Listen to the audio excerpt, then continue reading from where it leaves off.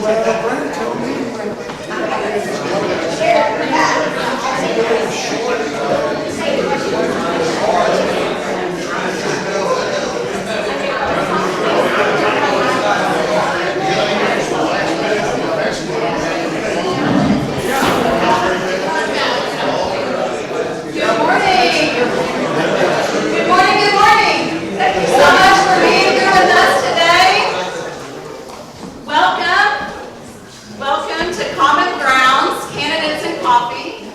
thank you all for being a part of the chamber, and really you're helping us make history today.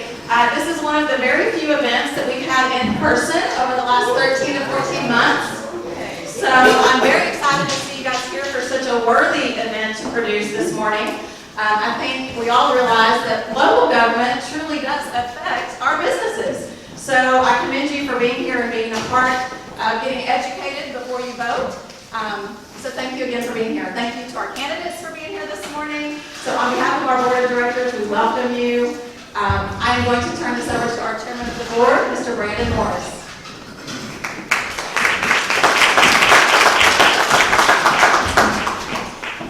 Good morning, everybody. Welcome. I'm glad you all are here. This forum today is part of our mission as a chamber to inform and educate the business community about the candidates that are running for election and their stance on important issues.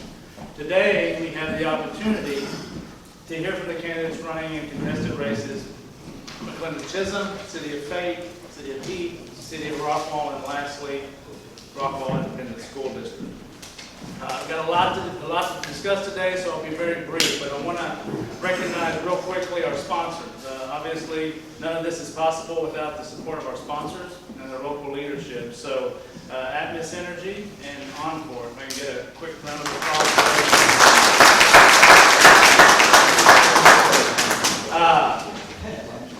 To be real brief with this as well, I want to recognize the elected officials in the room.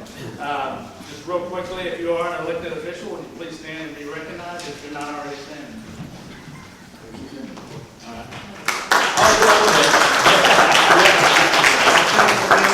Thanks for being here. Thank you so much for your service. And then last, I want to thank each of the candidates for showing up today. I know that you guys are going 100 miles an hour and will continue to do so for the next few weeks. So thank you so much for being here. We appreciate your passion for our community. The desire to serve. Thank you so much. Yes. If I can, I'd like to bring up Gunnar Letterman. He's going to lead us in the pledge and give our invocation. Thank you.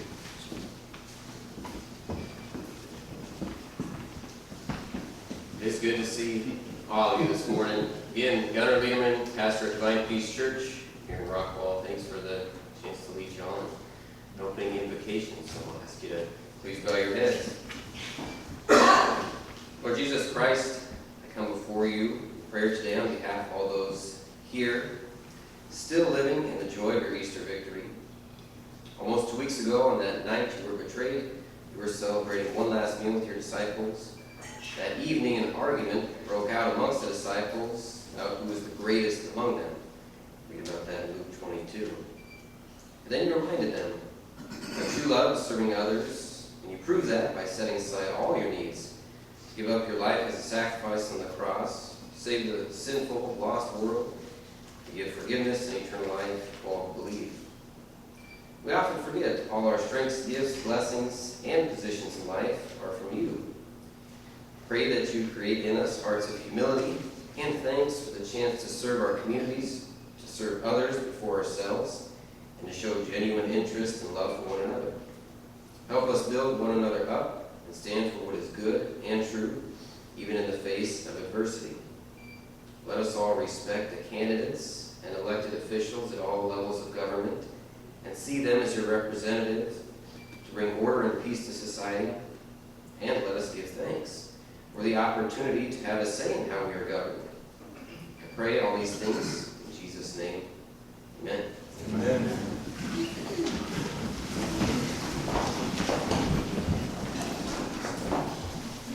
Pledge allegiance to the flag of the United States of America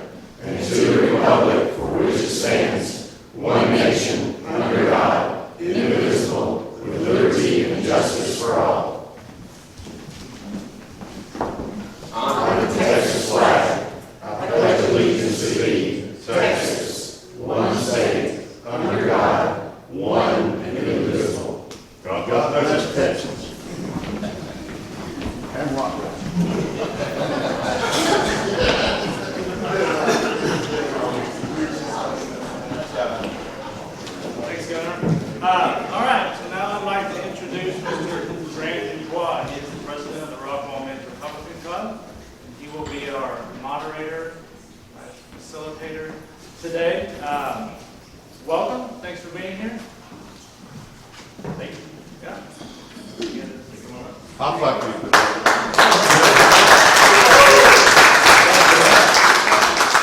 Listen, I appreciate all the candidates for being here and all the members of the chamber for showing up as well.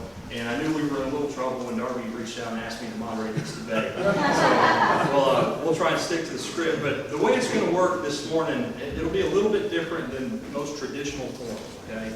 What's going to happen is we're going to go down the list of invited candidates, starting with McLendon-Chisholm City Council races, moving to the City of Faith races, and then the City of Heath, then Rockwall ISD, and then finally the City of Rockwall.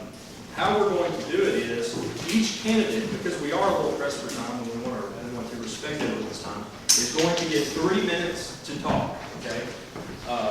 And the way it's going to work is I'm also going to ask the candidates a question. Now, it'll be the same question for each type of race, but the candidate can come up here and use the first minute to introduce themselves to the group and then address the question, or they can jump straight into addressing the question and giving their opinion.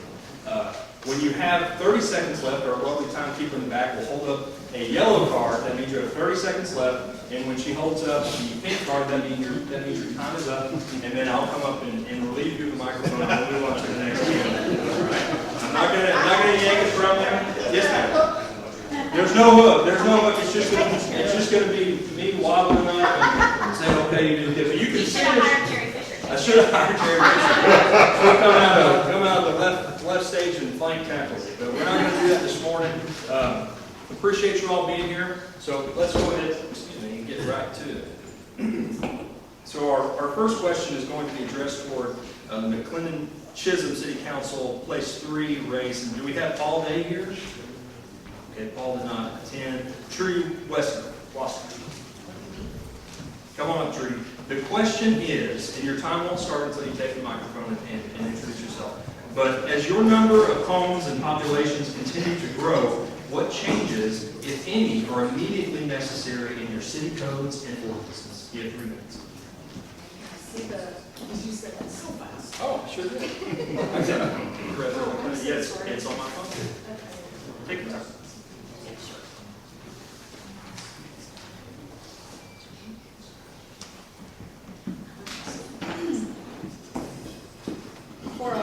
We're having our comprehensive plan reworked right now. And so with that being said, it's everybody that is on the CPAC is making those decisions right now. As of September, we should have that together.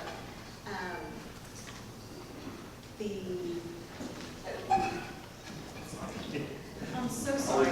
Nervous. I'm just We didn't have any nervous. PowerPoint this morning. Okay, thank you. What changes are immediately necessary in city codes and ordinances? Oh, well, we just hired a code enforcement officer, and then the city codes and ordinances. Oh, y'all, I'm so nervous about this.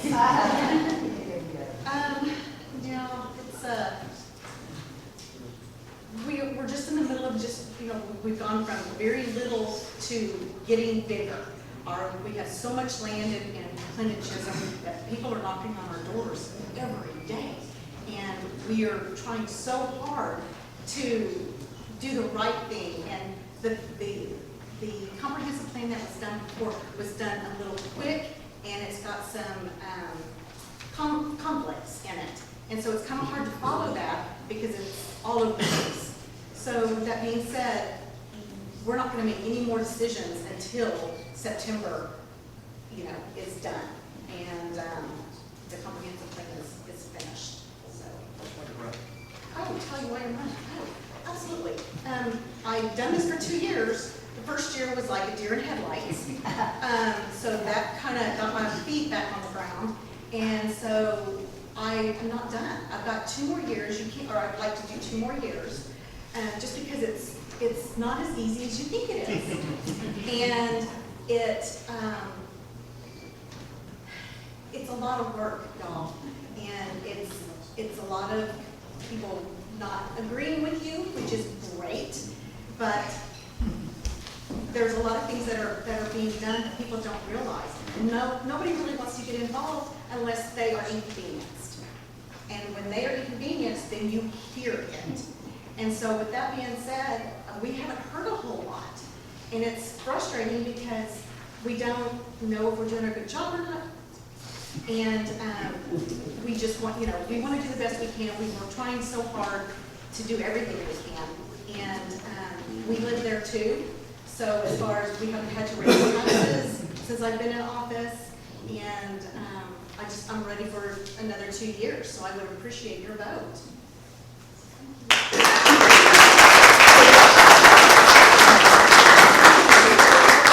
You did great. You don't need to do it. God, y'all. I am not a speaker. I'm not doing it.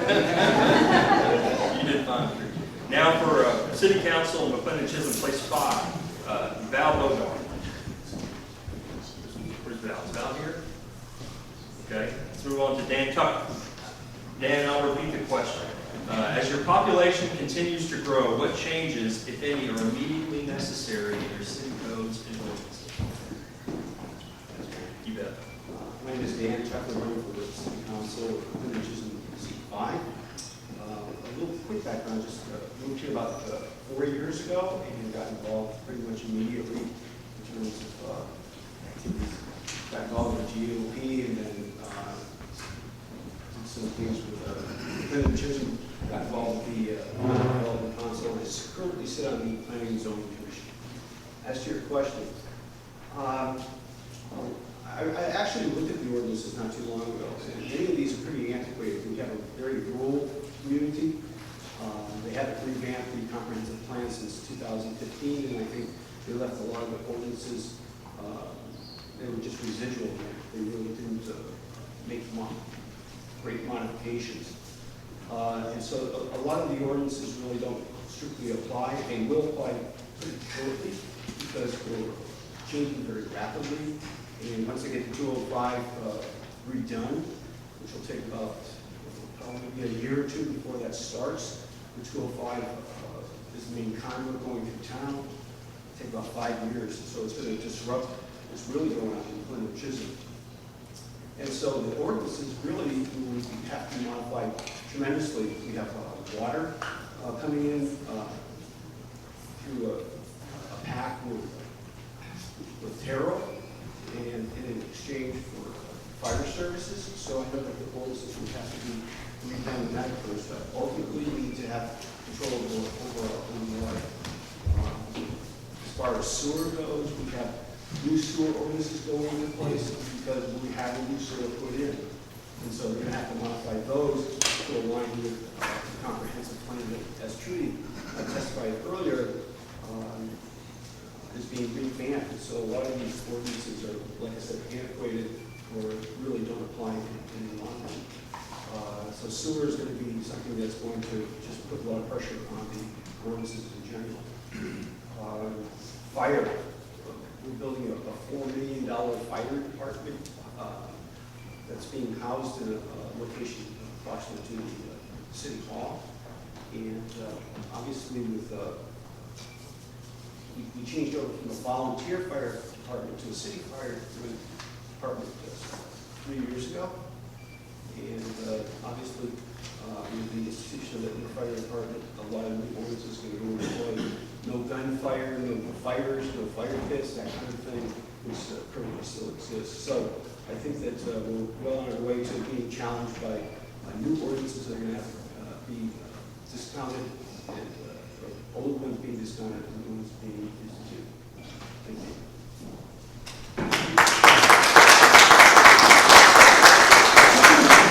Thank you for your answer. That word testify makes me a little nervous. All right, we're going to move on to the City of Fate. I believe Donovan Heinrich is not here. However, his opponent, Jim DeLand. Jim, this question is for you. As a council member, how specifically will you ensure that Fate's rapid residential and commercial growth does not outpace your infrastructure needs? I was rehearsing the other answer for the other. Well, as I said, I'm Jim DeLand. I'm running for City of Fate Council Place 5. That's a very interesting question. It's actually one reason why I decided to run is that we're already outpacing our infrastructure. So the city council has taken steps to start implementing and upgrading our infrastructure. As anybody drives basically anywhere in the county, in Rockwall, we know the traffic on this plane sucks. And if it really hits us, especially if I-30 gets jammed, we have 66, which just turns into a long parking lot.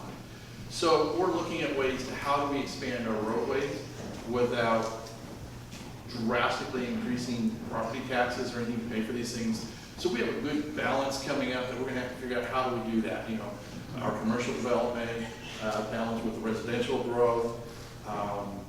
We have to build a new water pump system, so we've got that coming up. So, as I said, it was a very interesting question. We've already, like I said, outpaced it, so we've already taken steps to start improving it. It's just gonna take us a while to get there. I'm happy to learn more about it, and as I learn more, I'm getting excited for our comprehensive plan. Like all the other cities, we're all seem to be doing it at the same time. I've gone to the other cities to look to see what you guys are putting out there. So how does it align with us so that maybe we can share visions, is a good way to say it, so that from one city to the next city to the next, that it has this common theme that Rockwall County likes to have. You know, that down home, this is our place kind of community feel, not the big suburban sprawl that we get maybe with North Dallas. So, once again, I'd like to thank you guys for coming out here. I ask for your vote to help me continue the City of Faith Comprehensive Plan of Growth and Planning. So thank you. Thank you.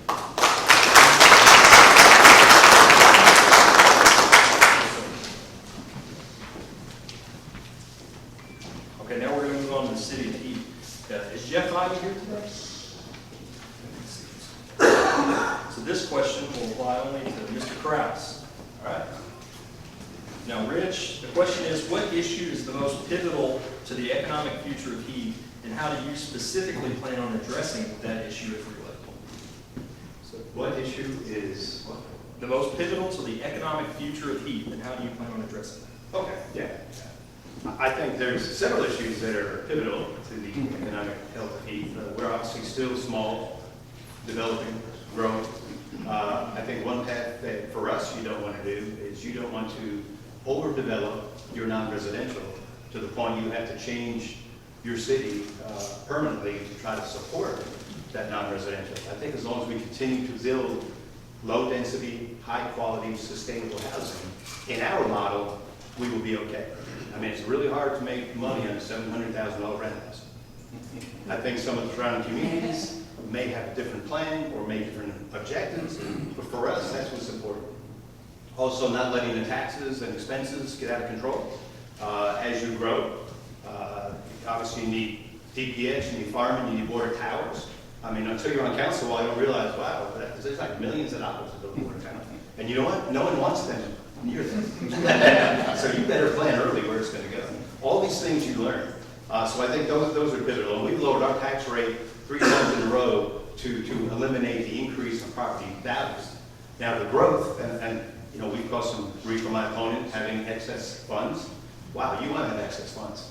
You know, because one, it improves your bond rating. If you have to borrow money, you get a better. But we saved our citizens hundreds of thousands of dollars just on improving the bond rating. Also, you pay ahead. We're paying ahead for our next fire station. We're paying ahead for our next fire truck. Like you should do in your own house is what we're doing within our city. So that's a great way to prevent from having overrun costs. As far as being here myself, I've lived here 26 years. I've seen a lot of the same faces through these events. Everyone, at least from these cities, have had one person here, and I'm proud for that. Thank you, guys. Don't feel bad. My opponent doesn't attend our city council meetings either, so don't take it personally.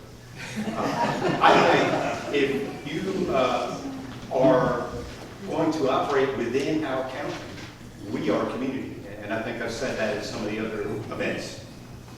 I know most of you here who've done community service. You know, most cities have term limits. Heath does not, and has not. It comes up every time I get an opponent. You know, but beyond that, it goes away. It's great, I think, to be a baseball coach. You know, no pay, right? Community service. Is there term limits on that? You know, Your HOA, I'm the HOA president again, because no one will do it. I wish they would term limits. So I think that's another model that people might want to consider as you grow at some point. Like our triple certified DPS, it works great for us right now in this time. Wonderful. We have the best DPS right now. I'm just saying, we have a limit at that. We have a great DPS right now. We have a wonderful chief that we promoted internally, and he's doing a super job. Is that like a go away? Thank you so much. Please thank you.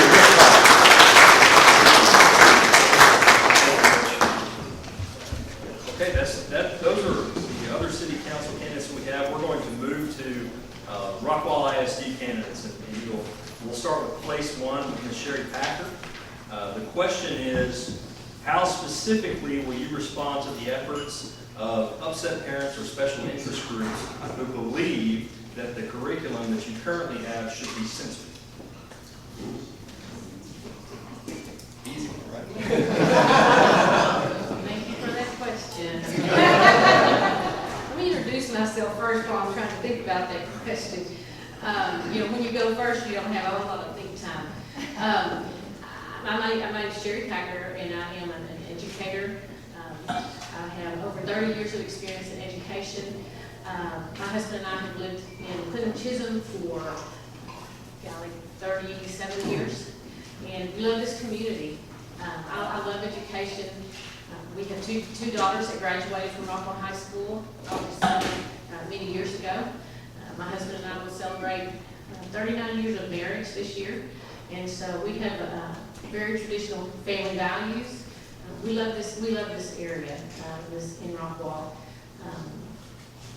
But mainly I am passionate about education, and that's why I'm running for the school board. I believe that being an educator and being in different schools, I've worked in elementary schools, I've worked in secondary schools, I have been a principal of the Quest Academy, which houses two programs, our Choice High School, which is a non-traditional high school, and then it also houses the DAP. And so I think that with all of my experiences, from being principal at elementary all the way to secondary, I can, as I serve on the board, I can kind of give a different view of things, because I've only been retired 4 years, so I've been in there, worked with teachers, worked with students, and I think that I would just bring a different perspective and a very broad perspective when we start making decisions. I think we've got to, in our district finances, we've done a great job with finances. We made one of the boards. Matter of fact, last year, I believe we made 100 because they could not find anything wrong with the way that we spend the taxpayer money. I think that's important. I pay taxes, and so I know that those taxes, when we start looking at budget and that sort of thing, that we need to use that money wisely. Okay? So, that said, an introduction to me. Can I get that question more? As a school board trustee, how specifically will you respond to the efforts of upset parents who advocate to censor the existing curriculum in our ISD? Okay. We're a conservative community, and I think that that's important, and I think that when we look at our curriculum, we have to keep that in mind. Our state gives us the Texas Essential Knowledge and Skills, and that's what we need to stick to. We need to teach. We need to teach what the state tells us to teach. Parents can go on and they can look at what their children, there are parent guides on there, and they can look at what's being taught. I believe that we can have professionals. I don't think there's any that's writing our curriculum. I'm sorry, I'm really trying to hurry now. We have professionals writing our curriculum. They're trained. They write that under the guidance of district people. And I think that if a parent has a question about curriculum, there's no problem with that. Ask it. Keep up with what your children are learning, absolutely. And if there's a problem with something that you see that's out of line, you need to be going to that principal. And that principal should be investigating that and taking care of a teacher if there is an issue there. So I think I've already had the pink card, is that right? Okay. Thank you.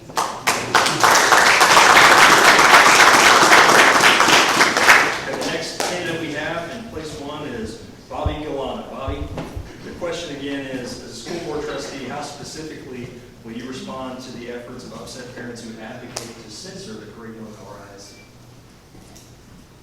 Okay, so my name's Bobby Galana. I've been in Rockwall since 1982. I'm a graduate of Rockwall High School. I've got a daughter in the district, so I have a very vested interest in our ISD, and I'm motivated to run. This question is fitting because there are a lot of upset parents in the district now that I've spoken to throughout this process, and they don't feel like they have a voice, and that's sad. So is there a curriculum specifically that we shouldn't have? Well, some. And listen, we have to teach to the teach, and I know that, but the nuance of getting there is on us. We have 350 plus teachers helping with curriculum. We have curriculum experts in our administration. But this indoctrination stuff coming from the left is still slipping in our district. Like, it is still here. And we have got to protect ourselves from that. And these parents that are specifically speaking up are seeing this indoctrination personally with their own kids. But what's happening right now is it feels like, and I've been to several board meetings, and it really feels like we have got the administration and the board over here, and the parents, and even the teachers and students way over here out of the process. We have got to do a better job of bringing all stakeholders to the table. Everybody should have an equal part in what goes on in our district. And I can tell you, just the way that we operate board meetings right now is really off-putting to parents. Like, we'll come in and we'll have one agenda item, and then we go into the executive session for an hour, hour and a half, and a parent is supposed to sit there for that whole time to then be able to participate in the rest of the board meeting. That's crazy. Put the executive session at the end. Put the executive session in the beginning before people get there. Put a time limit on it. But I don't understand why it's in the middle of the meeting. And we're not as transparent as we could be either. And that's part of why parents aren't as involved as they could be. Listen, our city council, they publish their agenda 72 hours in advance like they're supposed to, and they publish all the supporting documents with it so you can educate yourself before you go speak at a council meeting, right? The school board doesn't do that. We only publish a 1 or 2 page agenda. None of the supporting documentation is published with it. So when you go to speak, you have no idea how to speak on a resolution that's going to be voted on. And that's just not right to do that. We've got to change that for sure going forward. There's some other things, reasons I'm running. I really want us to have a JROTC program here in Rockwall. We don't have one. We've asked for years and years and years, and we keep being turned down. Yet we have this huge veteran community here that is just ready to step up and be mentors to our middle school and high school kids. We have to get that going.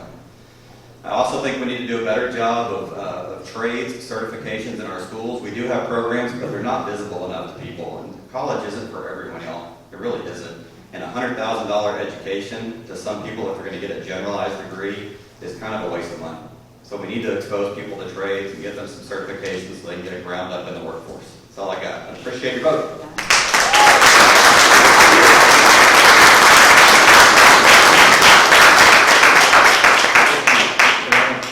Place 2, Frank Councilman, same question. As a school board trustee, how specifically would you respond to the efforts of upset parents who advocate for the censorship of our existing curriculum? First of all, I want to thank all of y'all for being here today. Appreciate you coming out to learn about the candidates. My name is Frank Councilman. I'm running for school board place 2.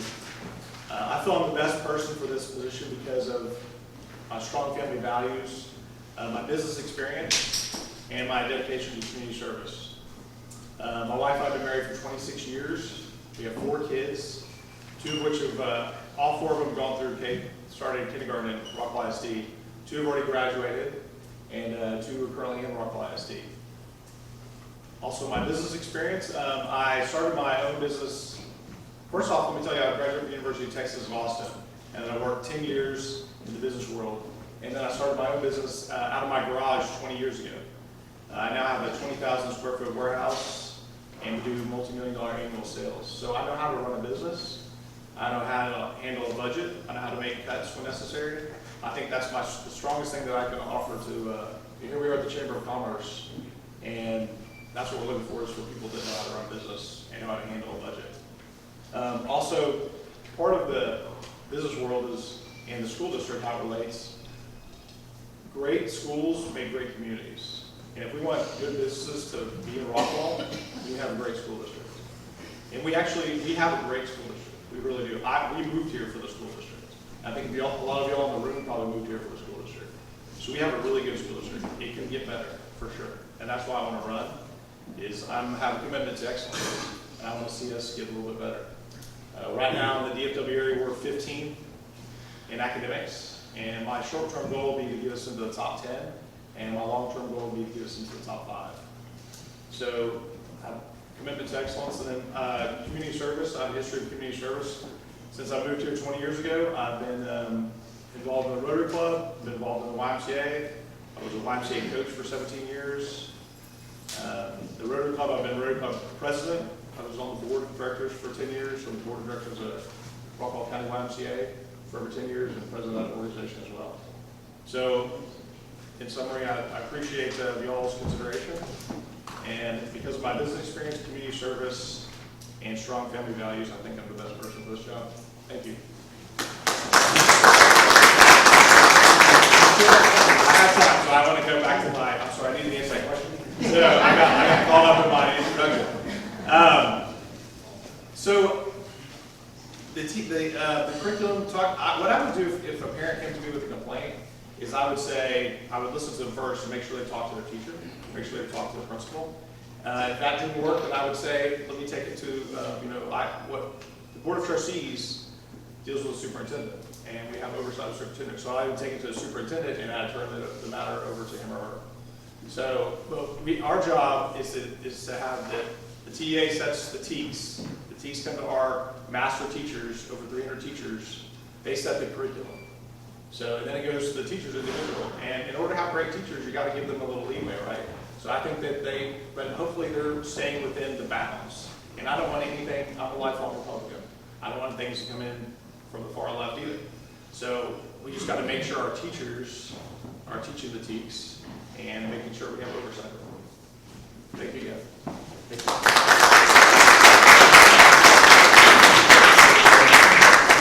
And I believe we do not have Dalton Tassett here today. Okay. Same question here for Ms. Amy Johansson. As a school board trustee, how specifically would you respond to the efforts of upset parents who advocate to censor the current curriculum that we have in our schools? Hi there, Amy Johansson, running for place 2. You'll note that I was not going to be in attendance today. Crazy turn of events, I'm here, so good morning, and thank you for being here as well. Glad to have y'all. I'm a mother of 5. I've been in Rockwall ISD for about 10 years. My kids range in age from 20 down to 2.5-year-old twins. My twins are RHS class of 2037, so we're going to be here a bit, definitely invested in the long-term success of Rockwall ISD. And I agree that Rockwall is an amazing community. The district is what attracted me as well. I choose to spend my tax dollars here rather than, living somewhere else and having to pay for private school in addition to that. I do have a background in business. I grew a successful company for 16 years, sold that at the end of 2016, and have taken that opportunity to stay home with my kids and be more actively involved in the community. I have served, I've been a member of this club since 2017, the RVBA as well, and Patriot Business Alliance, which is another spinoff of the RVBA. So I definitely appreciate what goes into running a business and balancing a budget and managing your tax dollars. I want to be a good steward of your tax dollars. To answer the question specifically, how I would address a parent or a group of parents who are concerned about our curriculum, I can echo what some of the others have said about, yes, the Texas Education Administration, TEA, gives us a standard by which our students have to meet a minimum criteria, basically meaning at the end of this grade, they should be able to accomplish this. At the end of that grade, they should be able to accomplish that. And that's how they're measured. But we have a lot more freedom and flexibility in writing curriculum than we may have previously understood. And to echo what has been said, we have over 350 teachers currently writing curriculum in our district. So we can impact that dramatically. I think that there needs to be a measure of accountability. My understanding now is that many teachers are up until 1 or 2 a.m. sometimes writing their curriculum to get it turned in time because 3 days later it has to be taught. And I wonder what the measure of accountability is there, because certainly it has to be reviewed by a team. I imagine they have a schedule, a guideline in which they're designed to put that out. But I know teachers personally who tell me I had to get my curriculum in, it was 1 a.m. And so I am concerned of what might be missed. If if a parent or group of parents had an active concern, of course, I think opening the lines of communication is important. I know several parents who have had trouble interacting with their teachers, with their administration, and even with the board, sometimes feeling that their concerns were not addressed, they didn't get a response timely. So I definitely think that transparency, like Bobby described, is a concern. Keeping those lines of communication open, and being accountable to our parents and our taxpayers, because that keeps our district running. So I definitely think that that's part of the responsibility of the board as well. Certainly, there's a chain of command at the campus level that bubbles up to the district level, and we would have to get involved to hold the superintendent accountable, as others have mentioned. But I think the most important part of that is letting the parents know, the taxpayers know, that they have a voice and that they have someone they can reach out to, and that we're available to them for that purpose. Thank you.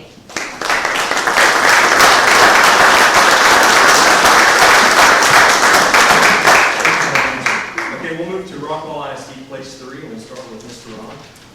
As a school board trustee, how specifically would you address an upset parent or a group of upset parents if they approached you with a problem and they wanted to advocate for a change in our curriculum?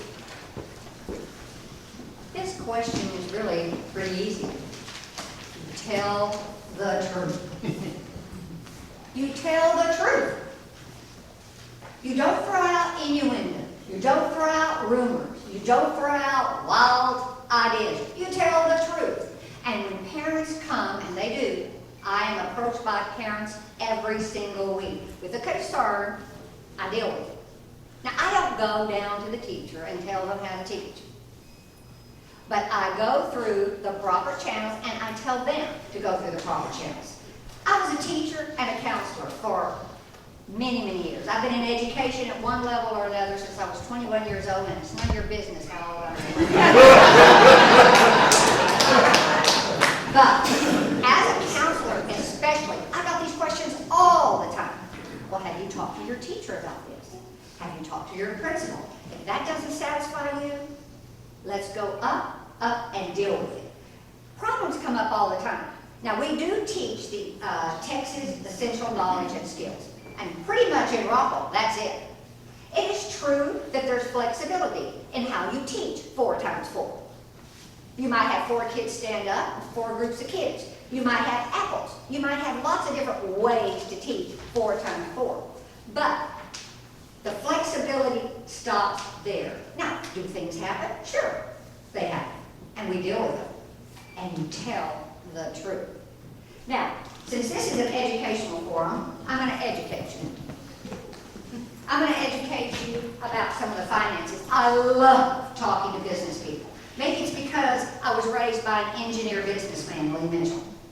Maybe it's because my 2 sons are engineers and my husband's an accountant. I'm used to dealing with facts, not conjecture, not rumor, not throw it against the wall and see if it sticks, but the facts. In the last 10 years, our tax rate has dropped 19 cents. 19 cents, and a good portion of that is thanks to people like Justin Holland and our legislature that rearranged how they funded schools and gave the taxpayer some very much needed relief. That they were always blaming the county and the city and the schools almost out of time. Here's our career in technology. And we work with Eastfield, as the Eastfield lady here knows. We have auto body, drill, manufacturing, lots of good stuff. This is the most important one. Because of our great financial rating, we are allowed to refund our bonds. We refunded our bonds without extending the time, and we have saved the taxpayer $90,453,816 over the life of that bond, because we handle our money effectively. My name is Linda Duran. There's a lot I could tell you. Stay afterwards, and I will. And I am running for re-election to place 3. Thank you.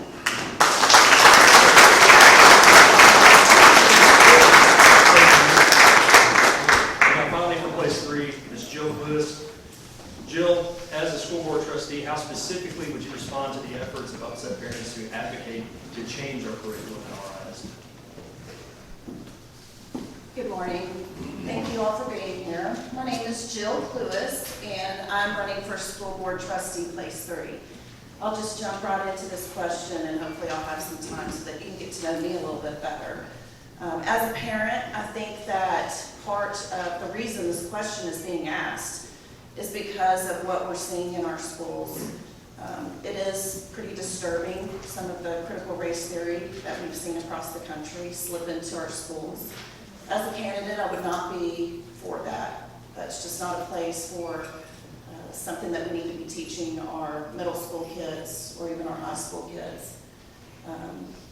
It's also important to address, some parents have come and spoke to me directly about specific things that are going on in our school district. And you may think that it hasn't hit Rockwall yet, but it has. It is here, and we do need to address it. And part of that would be being more transparent at the board level. Having these parents feel more comfortable to come to the board meetings, knowing exactly what is on the agenda before they get there, with backing documentation and resolutions prior to the meeting. It's not that hard to do. The city council does it. I'm not sure why we can't do it. The school district is a great school district. I moved here specifically for the schools. I do have a 15-year-old daughter right now, and she is in high school, and it has been a yo-yo of a year. I call 2020 the lost year, and that's mainly why I'm running. She hasn't gotten the education that she needs because it's all over the place right now. And so I have taken some time off in my specific career. I'm a registered nurse. I have taken some time off to make sure that I'm here for my daughter and I'm here for this community. I'm here to be a voice for the parents, and somewhere along the way that has been lost. And it's not fair, and it shouldn't be like that. It should be pretty simple for us as parents to figure out exactly what is going on in our school districts. Right now, we're not even allowed to go onto campus. That's not right. That's just not right. We should be able to go on campus and see what's going on with our kids, with their teachers. So I do have a 24-year-old son that also graduated from Rockwall High School in 2014. And he has since graduated from the University of Arkansas. We spent at least $100,000 on that degree. Had we been more educated on the trades in this area, probably would have made a different decision, because he, about a month ago, got his HVAC license. So now he has a degree and he has his license in HVAC because he would like to own his own business. So yeah, we might have trades at the college level, but it would be nice to have them here on campus, here in Rockwall, here where the students know that they have that access to those programs, and not make it so taboo to just do a trade. I mean, that's a career. I don't know if you guys understand what happened in the latest snowstorm, but we were calling plumbers to help us out of this big mess. So, thank you so much. My name is Jill Lewis, I'm from Place 3. Thank you, Ms. Lewis. And then finally, we'll move to the Rockwall City Council candidates, and we'll start in order of our printout form. So for City Council Member Place 3, Priscilla Bento, we saw Priscilla yet. The question is, with the upcoming expansion of I-30, what specifically will you do to ensure that our critical access road businesses stay financially viable during construction? Good morning, everyone. It's wonderful to see some beautiful, bright faces on an early hump day morning. It is Wednesday.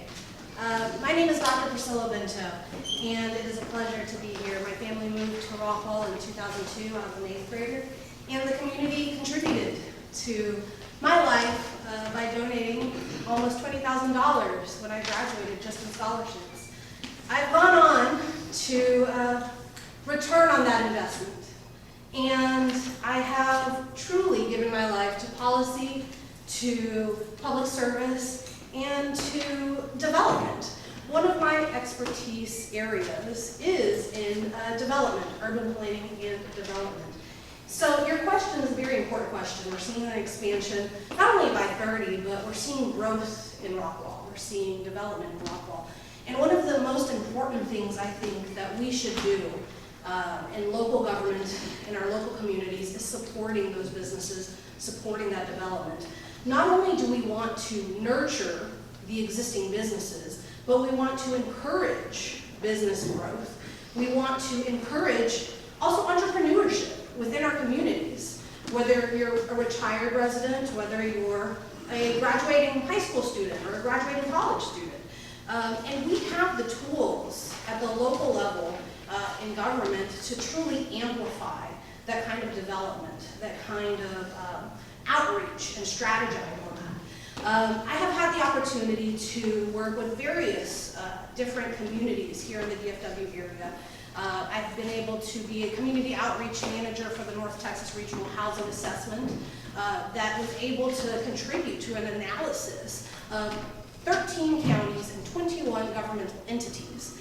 So my expertise is very much in this realm, and I am very much understanding of the reality that we're facing. But the biggest thing that I always focus on as I run is the community. It's very easy to be about talk, but we need to very much be about you. We are here to be public servants to you. I'm not here to talk about my expertise and give you all the statistics and all the data. The numbers are there. I can always talk about the numbers. But the question is, what is your lived experience as a business owner? Thank you. And I take that into consideration. Maybe it's the academic and that qualitative approach, right? As we have been affected by this pandemic, I'll end with this. The most important factor in a thriving economy, the most important factor in thriving development is small business, is the everyday community, and we need to keep that at the heart of our growth and development. Thank you, Dr. Silva.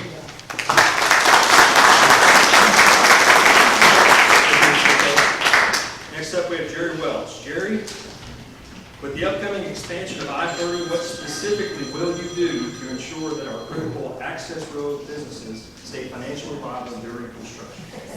Fantastic. Sounds like maybe it was written by the Chamber of Commerce.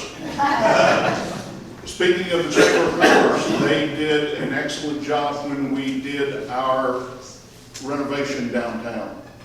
They actually raised the amount of businesses that were there during the construction, and I feel like we can kind of implement that same thought when it comes to I-30. We definitely, as citizens, need to support all of those businesses that are along the I-30 expansion. I'm excited about, supposedly they're going to start at the corner of Ridge and I-30, where it backs up for people on a daily basis, but especially on a Sunday morning trying to get to Lake Point. They're going to put that one-lane road into at least a two-lane, making that a little smoother. So now that I've answered the question, I am Jerry Welch. I moved to this wonderful city in 2013, and it is this chamber that got me where I am today. I got involved, I got excited. I attended Leadership Rockwall class of 2016, and when we first moved here, I said something about joining First Baptist, and my wife said no. Said, I don't want you wrapped around the axle of a Baptist church again. I've held just about any and every position there was except for teaching young people, and God and I had that understanding it wouldn't work. So to the teachers, I appreciate it. But what she didn't realize is when you have a servant's heart, you've got to serve somewhere. So I went from the church to the city. Again, thanks to the chamber, thanks to Leadership Rockwall. I have been involved with the city. One of my first assignments was on, I think it was the Board of Adjustments. That was about a year stint. Went from there to ARB. Come to find out, I don't know the difference between a cricket and a parapet. So probably not a good thing. And then I was surprised when I was told that City Council had put me on planning and zoning. I've been there for nearly 4 years. I went from that position also and chaired our CPAC, I've heard a lot of the cities talking about your long-term plan.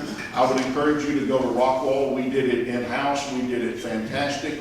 There is a link at the bottom of the primary website, and we took the hype, the fluff, we put nothing but meat, and we saved the city probably well over $500,000. And I think we came out with a better product, mainly because of city staff. Yeah, the staff are incredible. You look, there's only one open seat, and that open seat's being charged by 5 people. That's because the ones there are doing a great job. We just need to keep it up. Thank you.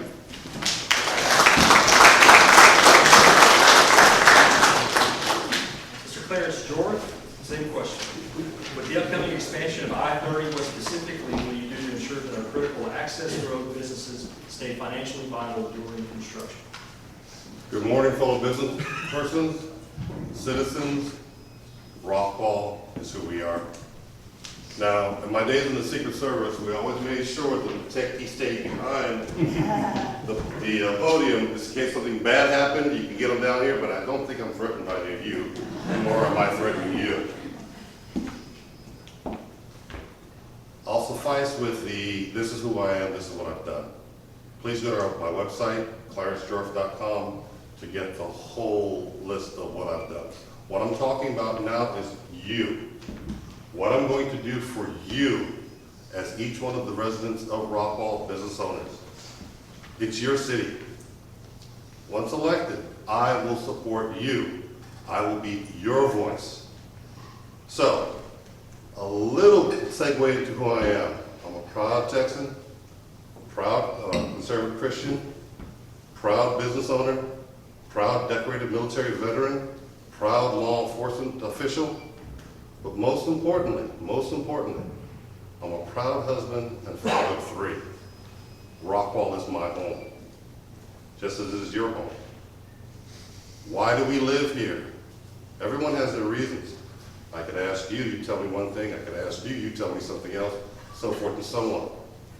My platform runs off of 3 things that's inherent to all of us. Public safety. We have to support our public safety officials, our first responders, police, fire, EMS. They need the tools to be able to safeguard themselves so that they can safeguard us. I'll go into that later. Please, let's talk after the fact. Second item, infrastructure, which kind of builds into this, but it's going to be 2 things. Infrastructure and business development. I profess that I love the Rockwall Chamber of Commerce. You know why? Last year when businesses were shut down, they helped me keep my doors open. How did they help me keep my doors open? They provided me with PPE equipment, and I constantly got phone calls and emails. What can we do? What can we do? What can we do? That's what makes Rockwall strong. We're talking about the shutdown or the burden that's going to be placed on our businesses. It's not a business. It's not a big deal. Build in safety measures, alternate routes. They did it during the pandemic, which was bad because there wasn't anybody out there then. This time that comes up, we'll work through it also. Alternate plans of action, alternate routes to get in and out, making sure that the streets are clearly marked and know what's available and how to get there. That's how you plan. I have supervised police officials, law enforcement, EMS, fire throughout the United States, to some degrees throughout the world. I bring to that council the voice of, this is who we are, this is what we do, this is the guidance that you need. I'm your voice, please use me. Clarence George for Rockwall City Council, please.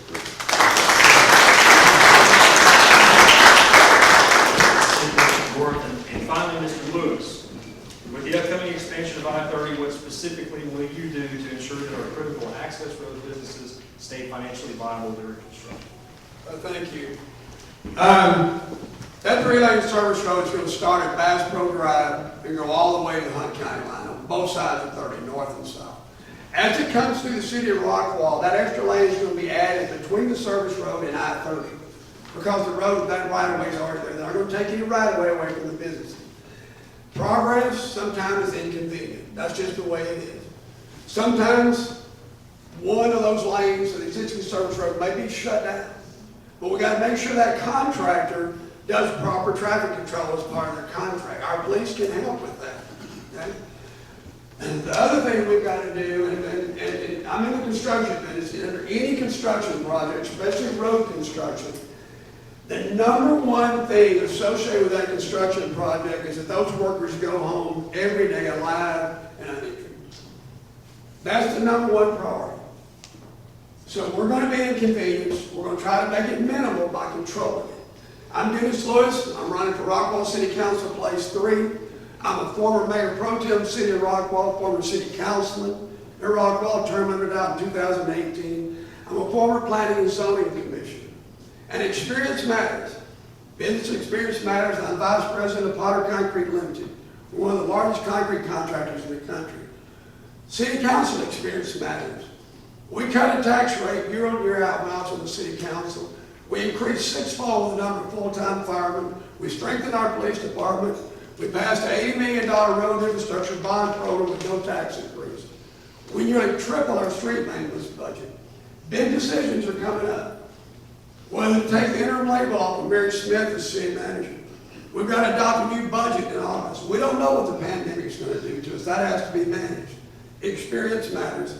My wife and I moved to Rockwall along with our 3 children, Tiffany, Bradley, Lee's, in 1993. All 3 kids and 1 son-in-law are graduates from Rockwall High School. We have 6 grandkids. We're invested in this community.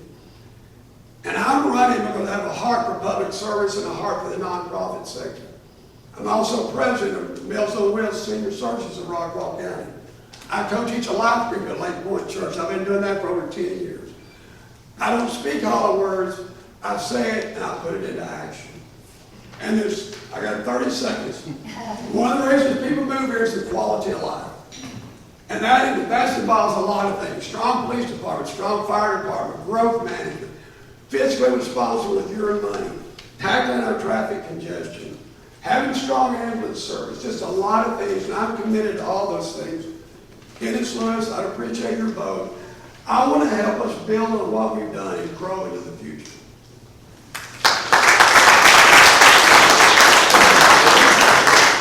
Now, Ron Smith, I don't believe was able to be here today, so that concludes our candidate forum. Can we get a round of applause for our candidates?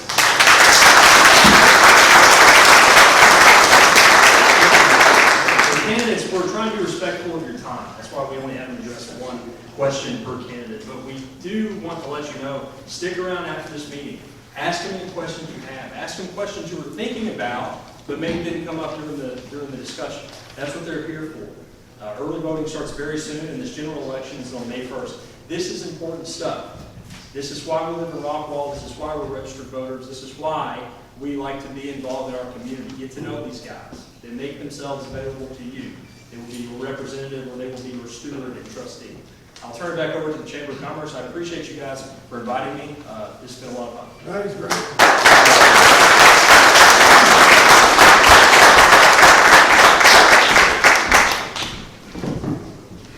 All right, guys, thanks for being here. I think we'll wrap this up now. Like he said, most of the candidates will be able to stick around for a little bit if you have any questions. Thank you all for being here. I know you have a lot of things going on right now, so we appreciate your time for sure. Thanks again to the sponsors for making this possible. Thanks to the elected officials for showing up today. Glad to have you all here. Have a great day. We'll see you soon. Thank you.